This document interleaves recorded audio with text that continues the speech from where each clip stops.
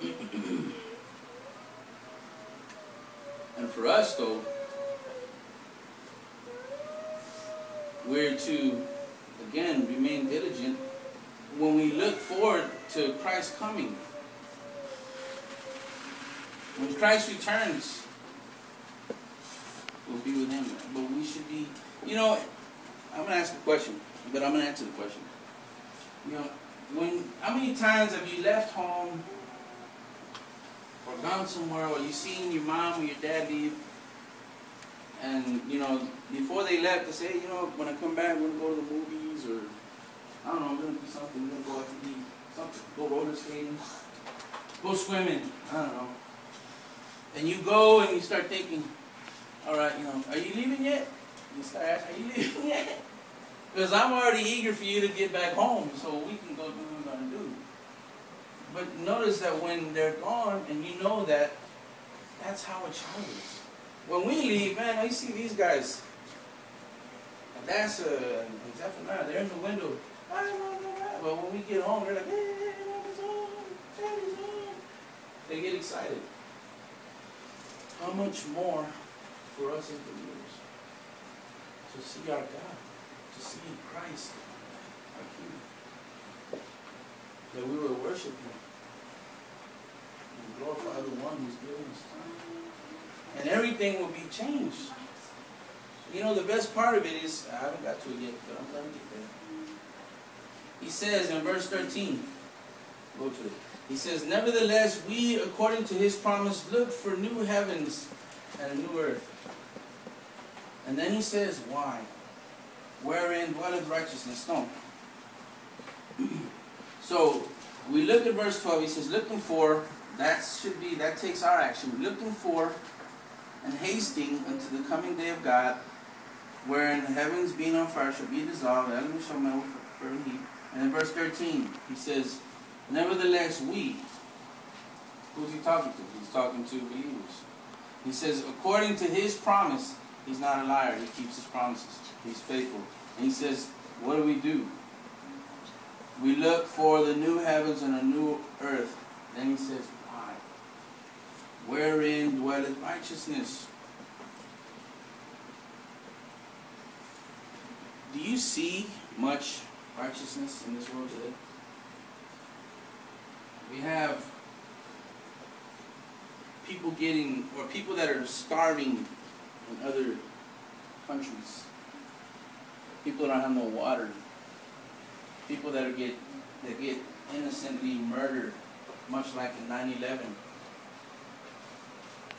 Children that disobey and dishonor their parents. Spouses who are not loving their wives the way they're commanded to according to the Word. People gossiping, slandering their neighbors. People that are envious of what others have and they go and steal what they have. Or they go and mess it up, like getting a new car and somebody goes by and they key it. Because they don't like their neighbor, because they're jealous of something that they might have gotten, that God had blessed them with. Coveting what others have. Cheating. Just so much. So much. Go to 1 Timothy real quick.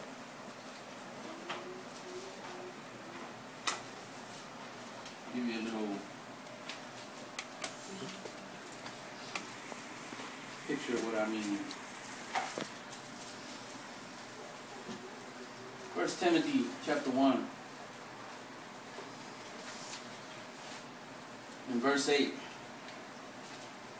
Starting from verse 8. This is what Paul says. 1 Timothy chapter 1 verse 8. Paul writes, but we know that the law is good. And then he says, why? If a man use it lawfully, knowing this, that the law is not made for a righteous man, who is it for? But for the lawless and disobedient, for the ungodly, and for sinners, for unholy and profane, for murderers of fathers and murderers of mothers, for manslayers, for whoremongers, for them that defile themselves with mankind, for men stealers, for liars, for perjured persons, and if there be any other thing that is contrary to sound doctrine, according to the glorious gospel of the blessed God, which was committed to my trust, Paul says. And there's a list for you right there. Now ask yourself this question: do you fall into that category?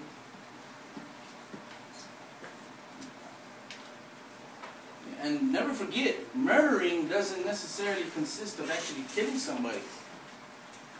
To hate somebody is murder. That's what the Bible says in 1 John.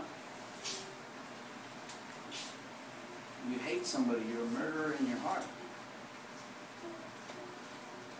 If you look at somebody with lustful thoughts and imagine in your mind lustful thoughts about them, you've already committed adultery in your heart according to the Bible. That's what Jesus said.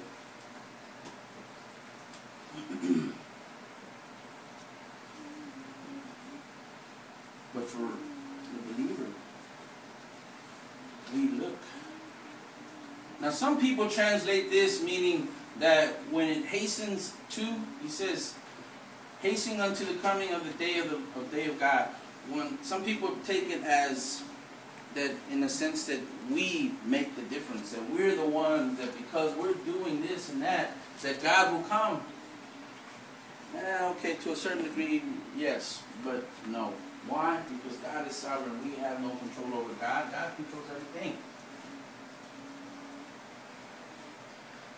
However, if God is in control and God is sovereign and He's given us the tools and everything and His Spirit to lead us, then we will be faithful in doing what God has commanded us to do.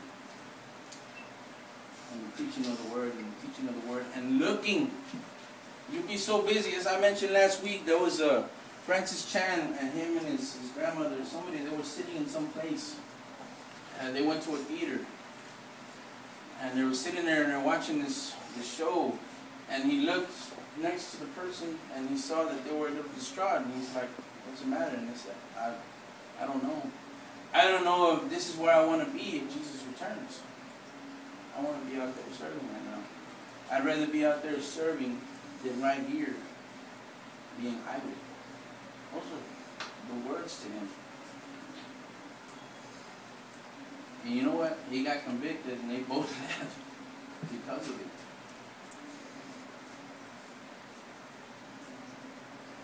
It touched his conscience.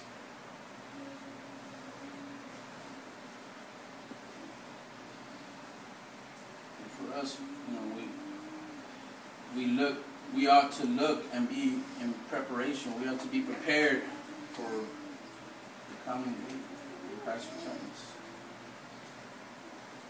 Are you one that would say, even now, this short prayer, come Lord Jesus? Because if you can say those words, then yes, you desire Christ. You desire His return. But if you can't say that, then it probably mean that you're fearful of His return, and yet you know that you will perish under His wrath as a result of it. That is a fearful thought.